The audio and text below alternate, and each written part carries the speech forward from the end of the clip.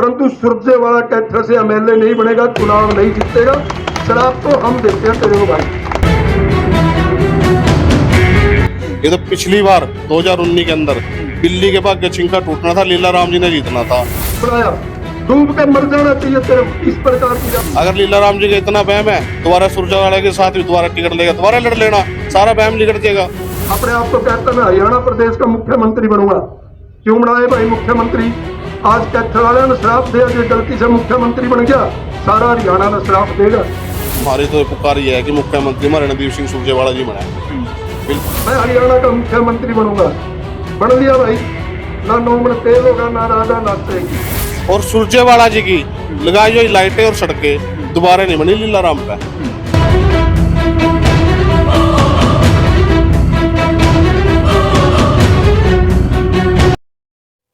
तो आज हम बात करेंगे कैथल जिले की सियासत के बारे में, और सियासत जिस प्रकार से गर्मा चुकी है।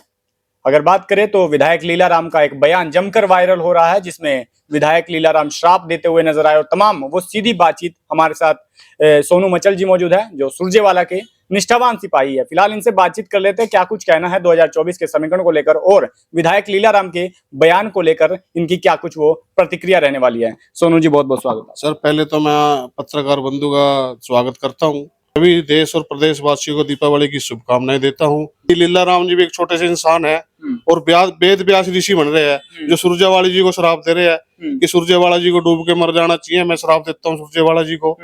तो सारे ही वेद व्यास ऋषि बन रहे हैं सर। ये तो पहले शुरुआत तो सुरजेवाला की हुई थी ना सर। सुरजेवाला ने को तो मन से कही थी, उन्होंने कोई श्राप नहीं दिया था। सुरजेवाला ने तो ये कहा था बीजेपी कभी भी छत्तीस बिरादरी की राजनीति नहीं करती, इसलिए सुरजेवाला जी के मुंह से ये बात निकली थी। क्योंकि छत्तीस बिरादरी की राजनीति एक सुरजेवाला जी है, और कांग्रेस पार्टी है जो छत्तीस बिरादरी के सारे समाज को साथ लेकर चलती है, और बीजेपी कभी सारे समाज को साथ लेकर नहीं चलती। क्या दिखा वो, क्यों नहीं लेकर? दिखावा ही कर रही है। देख लो, वाल्मीकि समाज का बिल्कुल शोषण कर रही है ये बीजेपी सरकार। कोई एक उदाहरण यहाँ पे देख लो। ये भैया कहते हैं कि अपने बच्चों को पढ़ाओ, बच्चे कैसे पढ़ेंगे वाल्मीकि समाज के? बिल्कुल भी पढ़ पाएंगे, क्योंकि तनख्वाह तो 9,000 रुपए है सर उनकी महीने में ठेकेदारी प्रथा पे। जब इलेक्शन तो आते हैं, कहते हैं कि हम ठेकेदारी प्रथा खत्म कर देंगे, लेकिन ठेकेदारी प्रथा फिर वैसे ही चालू रहती है जब सरकार आ जाती है। तो 9,000 रुपए में आज परिवार भी नहीं चलता जी। और ये 9,000 रुपए डोर टू डोर को तनख्वाह दे रहे हैं। क्या खट्टर जी मुख्यमंत्री नहीं है? इनकी पावर नहीं है? सफाई कर्मचारियों का हरियाणा के अंदर पक्का कर दे। जी बिल्कुल। इसीलिए देख लो, ये शोषण है वाल्मीकि समाज का जी। और फूट की राजनीति करते हैं। पहले हिंदू को मुसलमान से लड़ा दिया, एससी को एससी से लड़ा दिया। पहले ये फूट ही डाल दी जब सरकार ने शिक्षा के अंदर वर्गीकरण कर दिया था, तो नौकरियों में कर देने से मुख्यमंत्री ने क्या शर्म मारी थी? ये लीला राम जी नारी थी। लीला राम जी विधायक है हमारे। लीला राम जी ने आज तक कभी कोई समाज की बात रखी नहीं, कोई वाल्मीकि समाज की कोई बात नहीं रखी मुख्यमंत्री के आगे। भाई कम से कम इन लोगों को पक्का तो कर दो, अपने बच्चा ने पढ़ा लेंगे। तो लीला राम जी ने ये भी कह दिया, वैसे बोलते हुए अजीब थोड़ा लगता है, उन्होंने कहा कि सुरजेवाला को डूब कर मर जाना चाहिए। ऐसा है जी, सुरजेवाला जी तो बहुत बढ़िया और सारे समाज को साथ लेकर चलने वाले नेता है। ये तो पिछली बार 2019 के अंदर दिल्ली के बाद छिंका टूटना था, लीला राम जी ने जीतना था। अगर लीला राम जी का इतना बहम है, दोबारा सुरजेवाला के साथ भी दोबारा टिकट लेगा, दोबारा लड़ लेना, सारा बहम निकट जाएगा। हम सिपाही है सुरजेवाला जी के, और 2024 के इलेक्शन में सारा बहम काट देंगे। अच्छा, लीला राम जी का बहम निकालने के लिए तैयार हैं तमाम लोग? बिल्कुल बिल्कुल सर। जितने भी कांग्रेस वर्कर है सुरजेवाला जी के, सारे बहम काटने के लिए तैयार बैठे, और वाल्मीकि समाज तो खासकर पर, क्योंकि वाल्मीकि समाज का बिल्कुल शोषण कर रही है सरकार। अच्छा, कैथल में क्या काम नहीं हुआ? आप विधायक लीला राम जी पर गरज रहे हैं, क्या काम नहीं हुआ कैथल में? सर, ये रेलवे गेट पे गेट बना, क्योंकि 15 लाख रुपए लग गए। आज इसका करवा लो, 4 इंचियां पिलर खड़े करके 5 लाख रुपए खर्चे ना, मेरे को दे दो 5 लाख रुपए, दोबारा बढ़िया बना दूंगा। और क्या 15 लाख रुपए है? और सुरजेवाला जी की लगाई हुई लाइटें और सड़कें दोबारा नहीं बनी लीला राम पे। अब ये मान लो मिट्टी गोली दे दी, क्योंकि मेडिकल की ईंट दर दी।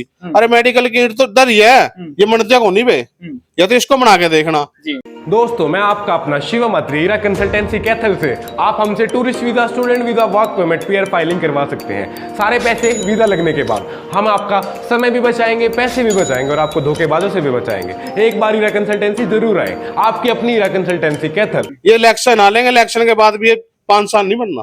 ये तो एक मिट्टी गोली दी है। सिटी स्क्वायर का काम भी दोबारा शुरू हो चुका है। नहीं सर, वो भी इतने सालों से देख लो। अगर सुरजेवाला जी होते तो कांग्रेस की सरकार होती, ये सिटी स्क्वायर कदेगा पूरा हो जाना था। ये सुरजेवाला जी ने इसकी नींव रखी थी। आज तक देख लो, अगर शुरू हो 10 साल 9 साल निकल के बीजेपी के, वो खंडर हो चुका है। तो आप क्या चाहते हैं, जिस प्रकार से आपने कहा कि विधायक लीलाराम ही मैदान में होने चाहिए, तब जाके कुछ बिल्कुल होने चाहिए, क्योंकि लीलाराम जी का बहम लिकट जाएगा ना, बेद ब्याज ऋषि बन रहे हैं, सुरजेवाला जी को शराब दे रहे हैं। अरे वे शराब दे दिया सुरजेवाला जी को, दोबारा बहम काट देना सुरजेवाला जी के साथ बराबर में आके इलेक्शन लड़के। वैसे ही उनके बारे में कुछ कुछ बोलते रहते हैं। किसी टाइम में तो लीलाराम जी भी गुज्जर थे, वो थे गुज्जर के प्रधान होते थे मेडिकल में, ये भी लड़ाई झगड़े करते फिरे करे थे। अच्छा, लीलाराम जी लड़ाई झगड़े बिल्कुल, जब कॉलेज के अंदर थे, सब पे आता है टाइम कॉलेज के अंदर जी, उस टाइम उम्र होती है। आज लीलाराम जी चलो एक अच्छे इंसान बन गए, विधायक बन गए, लेकिन विधायक तुम्हारा बन गया, हमारे समाज की बातें रखी लीलाराम ने। अच्छा, आपकी क्या भूमिका रहने वाली है 2024 में? सर हमारी भूमिका तो रणदीप सिंह सुरजेवाला जी के साथ रहेगी, सारे वाल्मीकि समाज की रहेगी, क्योंकि बीजेपी सरकार ने और लीलाराम ने हमारे वाल्मीकि समाज का शोषण करा है। आज तक भी लीलाराम ने वाल्मीकि समाज की कोई बात नहीं रखी। फिर रात को हमारी लेडीजें काम करती है, इनकी दिन में ड्यूटी करा दो, दिन में भी ड्यूटी कराई नहीं कराई आज तक लीलाराम ने इनकी। रात को 4-4 बजे तक वे काम करे, तनख्वाह उनको 9,000 रुपए मिला। लोकसभा में क्या सियासी हालात दिखते हैं? लोकसभा में सांसद से कितना खुश है? सर 10 की 10 नायब सैनी तो ये अध्यक्ष बना दिए जी। ठीक है, ये भी है कि ये जो उनसे अपने ओबीसी होते हैं मन जीतने के लिए बना दिए। धनखड़ जी कौन से गलत इंसान थे? बढ़िया इंसान थे। धनखड़ जी बैठे थे, लेकिन कोई इनको ओबीसी की वोट नहीं मिलेगी। सब अब की बार कांग्रेस के साथ जाएंगे, रणदीप सिंह सुरजेवाला के साथ जाएंगे। मुख्यमंत्री कौन बनेगा? सर हम तो दिल से ये कहते हैं कि हमारी तो पुकार ये है कि मुख्यमंत्री हमारे रणदीप सिंह सुरजेवाला जी बना, बिल्कुल बना। तो पूरा जोर लगाएंगे? पूरा जोर लगाएंगे जी। हम तो प्रार्थना भी करेंगे भगवान तक कि सुरजेवाला जी हमारे मुख्यमंत्री बने।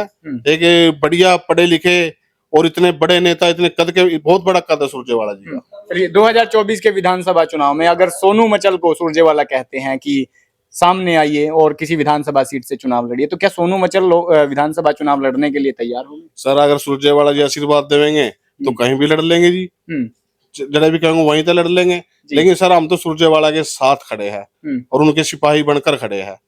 हम तो उनकी सेवा करनी है जी, 2024 में लोकसभा में भी और विधानसभा में भी जी। तो ये थे हमारे साथ सोनू मचल, जिन्होंने बड़ी बेबाकी के साथ विधायक लीलाराम के बयान पर पलटवार किया और जवाब दिया। फिलहाल 2024 के लोकसभा चुनाव और विधानसभा चुनाव में क्या कुछ समीकरण रहेंगे, ये वक्त के ज़हन में। आपका क्या कुछ कहना है? कमेंट बॉक्स में राय जरूर दीजिएगा और इस वीडियो को ज्यादा से ज्यादा शेयर जरूर कर दीजिएगा।